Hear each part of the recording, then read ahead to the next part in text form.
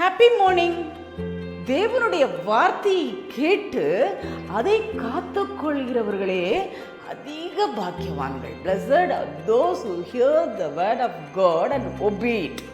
So அவருடைய வார்த்தையை கேட்டு அதை காத்து கொண்டீர்களானால் பாக்கியவான்களாயிருப்பீர்கள். நீங்கள் தான் பிளஸட் பர்சன்ஸ். சொல்லணும்னா பாக்கியவதி, பாக்கியம் பெற்றவள் யாரு? தேவனுடைய வார்த்தையை கேட்டு அதை காத்துக்கொண்டு அதன்படி நடக்கிறவர்கள் தான் பாக்கியவான்கள். நீங்கள் பிளஸட் பீப்புளாக அந்த உலகத்தில் வாழணுமா? அவருடைய வார்த்தையை கேட்டு அதை காத்துக்கொண்டு அதன்படி நடங்க. Have a nice day. Happy birthday and happy wedding anniversary. God bless you.